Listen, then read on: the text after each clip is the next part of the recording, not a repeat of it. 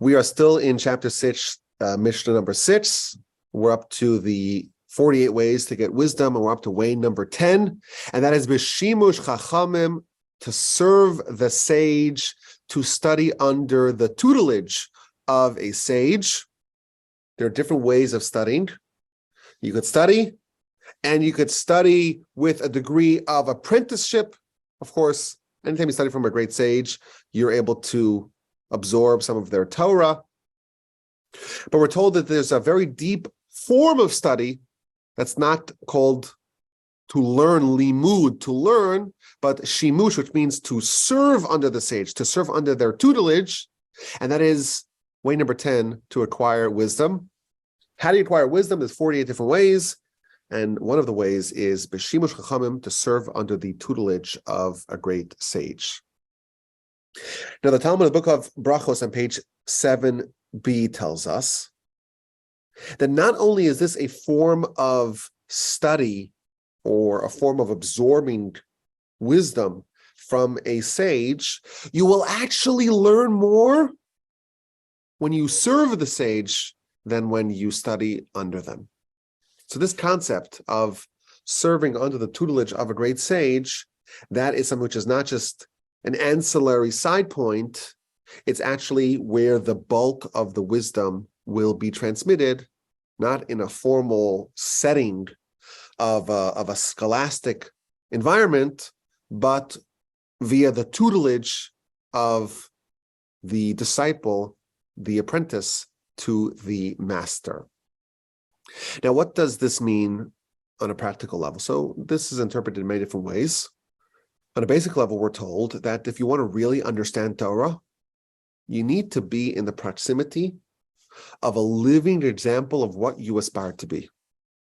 You know, we could read a book, and you could read a whole library of books, but you will learn more if you actually learn from a person. Just like when you want to learn a new language. What's the best way to learn a new language?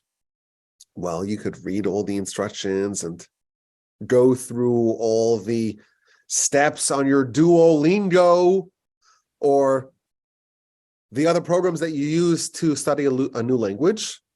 But if someone throws you into Portugal or Madrid or Berlin and you're just stuck there, Berlin's not a good example because everyone there speaks English, but if you're dropped into some place and you're in this environment, that will teach you a lot more than any sort of formal instruction.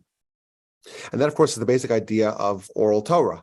Oral Torah is not just, to study from a book, but to be surrounded, to be immersed in this sort of environment. And that will actually deepen the learning and will fill in all the gaps that you may have developed over the course of your formal study. The Talmud relates an incredible story. It's talking about Rabbi Akiva. He said, before I began to study as an apprentice of the great sages, I did what I thought was a great mitzvah. I was walking along the way, and I saw an unattended body. Whenever there's an unattended cadaver, there's someone who's dead, and there's no one there taking care of them. It's a great mitzvah to bury the dead. And I carried this dead body for 4 mil, so think of it as 4 miles, until I found the cemetery. And I buried him in the cemetery. And then I went to my teachers. I went to Rabbi Eliezer and to Rabbi Yoshua, and I told them what happened. And they responded with shocking criticism. And they said, for every step that you took, it's like you were a murderer. Why? Because you should have buried him right away in the place that you found them. Because when you find a dead body, they acquire that space and you can bury them right away. And Rabbi Akiva said, how did I make such a mistake? I wanted to do a mitzvah. I wanted to do the right thing. And I made a mistake. All the more so when I don't want to do the right thing. Imagine how many mistakes I will make. At that time, I committed to never leave the area, the proximity of my teachers. And then Rabbi Akiva, he taught, someone who does not spend time under the tutelage of a great sage, they are guilty of a capital crime. This is the story the Talmud tells us, and it's, of course, really shocking, because Rabbi Akiva is carrying a cadaver by himself for significant amounts of time, and he's bringing him to the cemetery. This is tremendous kindness with amazing self-sacrifice and dedication, but for every step he was guilty. Why? Why was he guilty? Because he didn't know what to do in this particular situation. Why did he not know what to do? Because he spent insufficient time under the tutelage of a great sage. And this is what is being told us up here. If you really want wisdom, you can read all the books in the world, but spending time with a real sage will supercharge your advancement and your growth, and you'll absorb Torah in a much deeper and fundamental way, and you'll add yourself to this glorious chain that goes all the way back to Sinai, and you'll bond with this chain of transmission in a way that will really fundamentally elevate you. And this is part of what happens in a yeshiva. In a yeshiva, it's not just a room with a lot of books and everyone's studying on their own. There's a great emphasis of the students studying under the tutelage of the master. And the way that the instruction is given, it's given in a way that the student learns not just how, what the material is, but they learn how to actually eventually graduate to become like the teacher themselves. So if you're teaching, let's say, Talmud, you want to show the student how the sausage is made. There's an old saying that they say in yeshiva. There's two kinds of chefs. One chef just shows up and delivers the finished product. That's not a good Torah teacher. A good Torah teacher has to take the patron into the kitchen and show them the process. Don't just deliver the finished product. Show them what you did and where you bumped into problems and how you navigated it and how you understood the problem and how you wrestled with it. And eventually, what led you to your conclusion? Give them the nitty-gritty so that way they're not just informed and educated, but they're really trained. And they know what you're doing and they know how to do what you're doing so that they too can transmit that to the next generation. So part of this idea, it's not just to study, it's to study how to study. It's to study how to teach.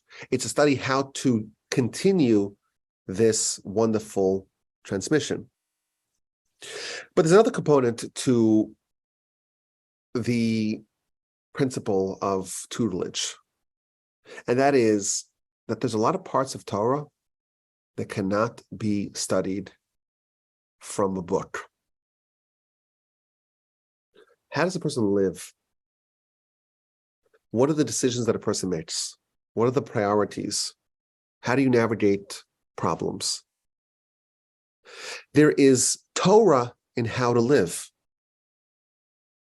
And of course, you can maybe study that if you read between the lines, but you have to read between the lines. You have to read the white part, not just the black letters of the page.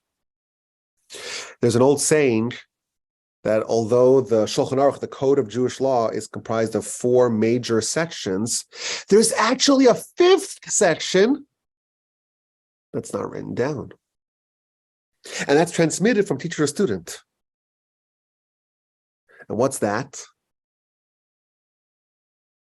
Those are all the intangibles, all the things you can't just write, you have to witness. And that is what really transforms and elevates the students. So it's all these subtleties, things that you can't even put into words. That is what is referred to here as tutelage. The great Rabbi Chaim Shmulevitz, he was the head of the Mir Yeshiva, which is the largest yeshiva in the world, and he was a student of Rabbi Yerucham Levovitz, who incidentally was my grandfather's primary teacher.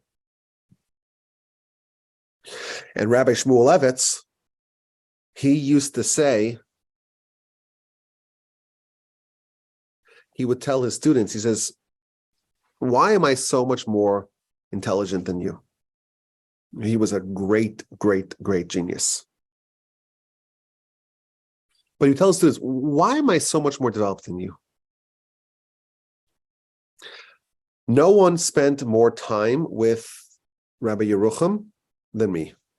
For 6 years, I spent the entire Shabbos with Rabbi Yerucham every week.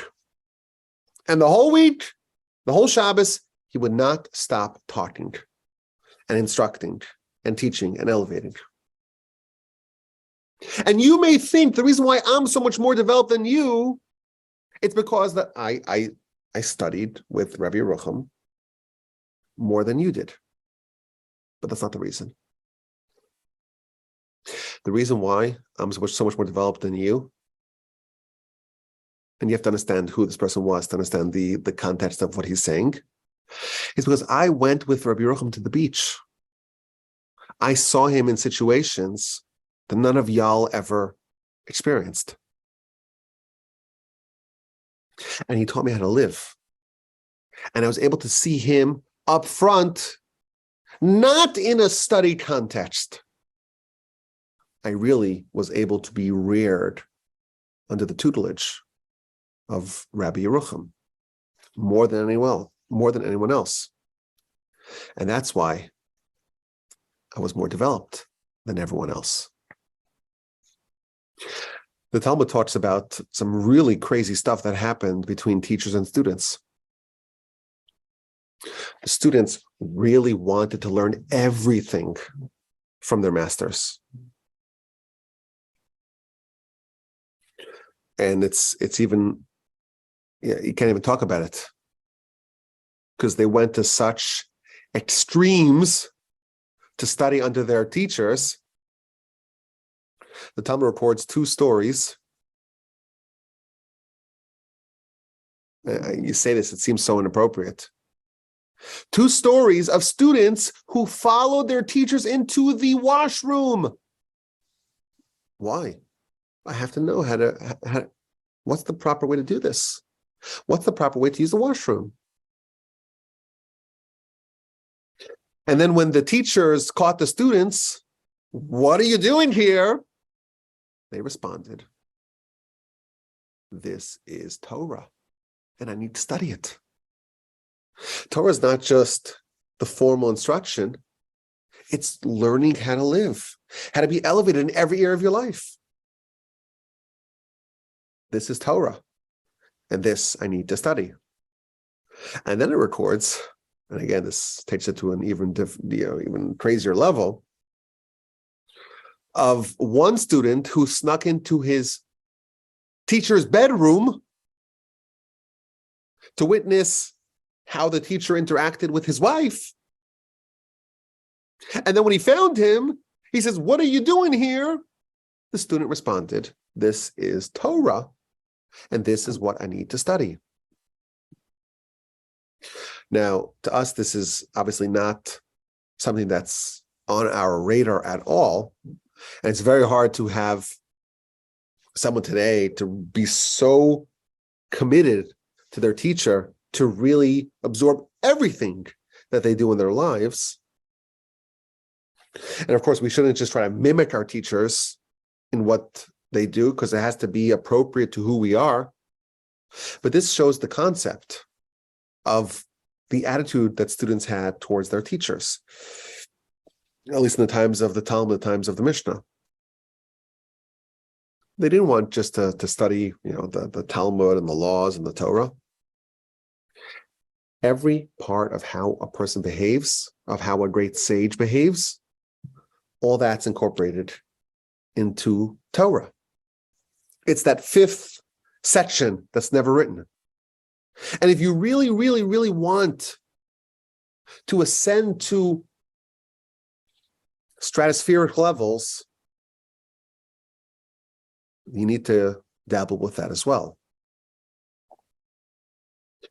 Now, that's not really on the table in the cards for us. But I was always, fascinated with the study of halacha. I have a hard time with the study of halacha. And the reason why is because I feel that the halacha or the halachic experts, they're such experts that they fail to understand what it's like to be a newbie and to be a novice. And it's very rare to find someone who's able to adapt, so to speak, their voluminous knowledge for someone who is just a beginner. So I spoke to a person that I'm very close with. And I said, what would be the best way for a person to become a halakhic authority, to be a posek, as it's called, to be able to answer any question? Now, some questions are easy. Even I can answer some questions.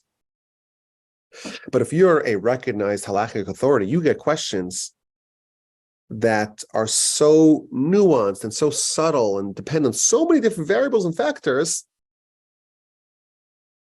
You really have to know all of Talmud and all of the medieval commentators and all of the responsive literature to understand which variables are even part of the question.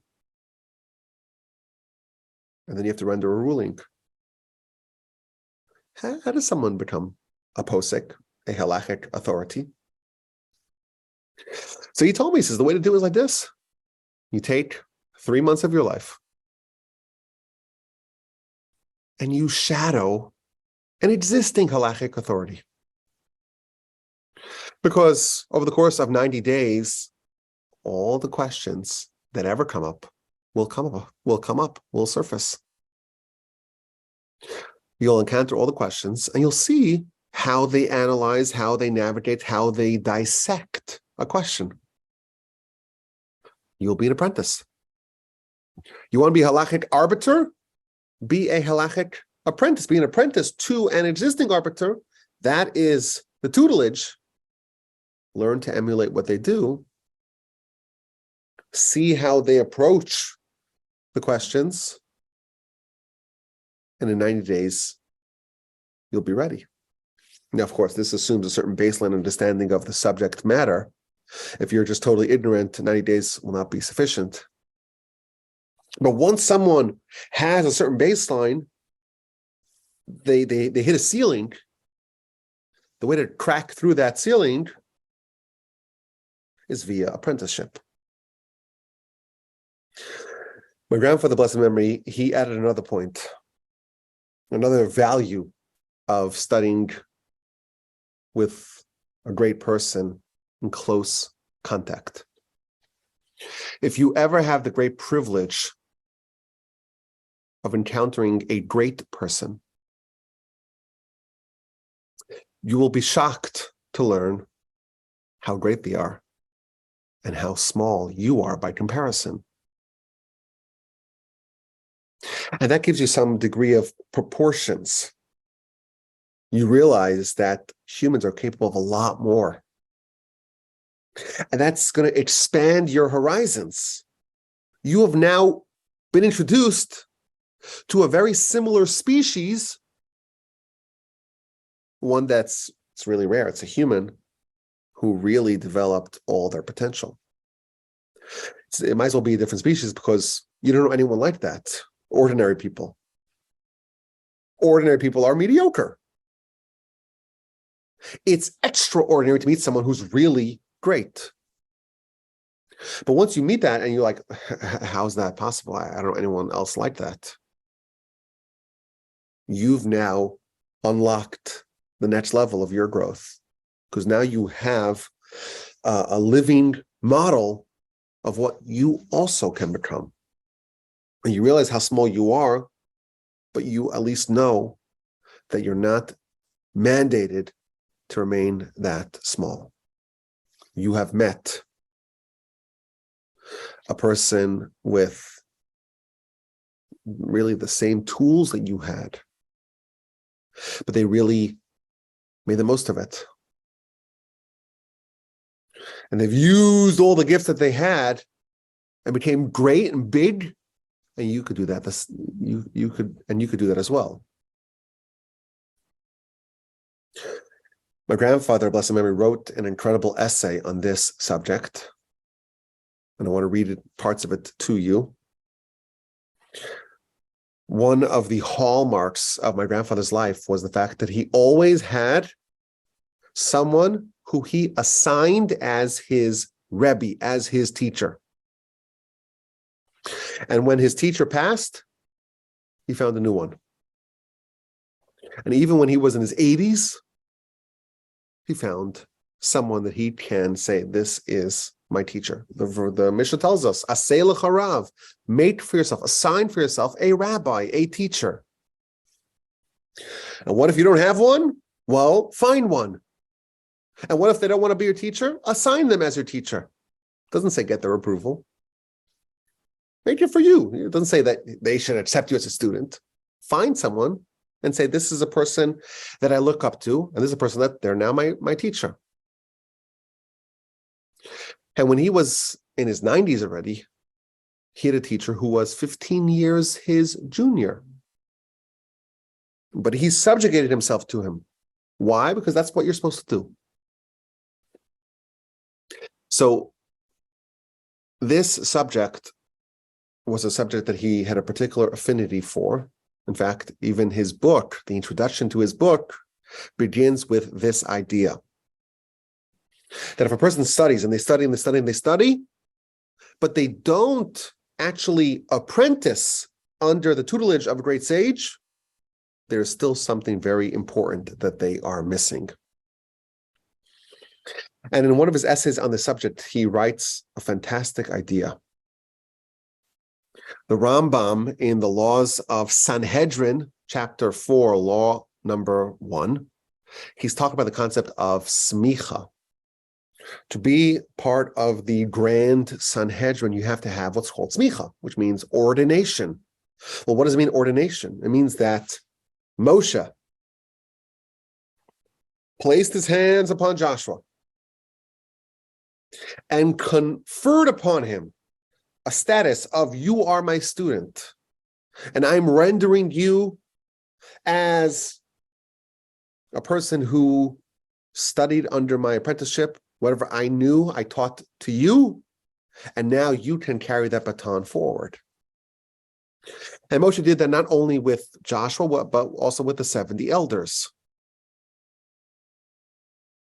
And those 70 elders, they conferred this ordination onto the next generation, and the next generation to the next generation, so on, generation to generation, until the times of the Talmud. So for 1,500 years or so, there was even more, 1,700 years, there was an uninterrupted chain of teacher to student, generation to generation, going all the way back to Moshe, who got it, of course, from God.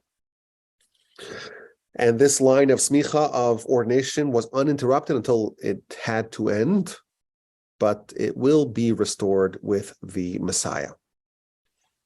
But the Rambam, it's interesting, he adds a few extra words in this description of the conferring of the ordination of the smicha. Rambam writes that Moshe also bestowed upon them prophecy. The Shekhinah rested upon these 70 elders. And it seems like these are two different subjects. You know, the primary subject over here is the discussion of smicha. And somehow the Rambam seems to conflate it with the other subject, and that is prophecy, or the presence of the Almighty's Shechina upon these elders. Evidently, these are connected. What do we mean when we talk about this chain of transmission? Moshe to Joshua and the elders and generation to generation. The Rambam seems to imply, says my grandfather, a blessed memory, that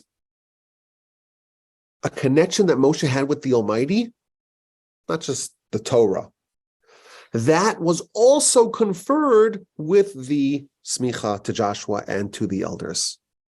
And the principle of smicha, of this ordination, is this, so to speak, idea of the presence of the Shechina upon the next generation.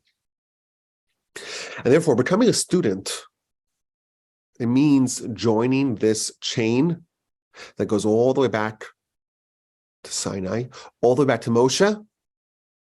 And just as Moshe accepted the Torah via prophecy, via the presence of God upon him, that too is included in that chain. Now, of course, today we don't have prophecy, and we don't even have the resting of the Shechina, but we do have that chain. I mentioned in the past how we have over here at the Torch Center in Houston, Texas, we have a list of teacher to student, to student, to student, and so on, all the way back to Moshe, who studied from God, going all the way down to the Torch rabbis here in Houston, Texas. And there's no link missing in the chain. This chain is a product not just of teacher teaching students, but students studying under the tutelage of the master. And to do it properly, you have to really be a truth seeker. And you have to be receptive to some degree of self-abnegation. You have to be receptive to criticism. You have to really almost nullify yourself and say, I'm a student now. I'm not a teacher yet. I'm not a master yet. I'm a student. And I'm absorbing. And that does not mean that I turn off my mind and I stop to be an independent thinker. But now I'm listening. I'm learning. And I'm resisting the urge to be an independent voice and to be creative in my own right. Just listen. And try to find fulfillment in absorbing what your teacher is saying.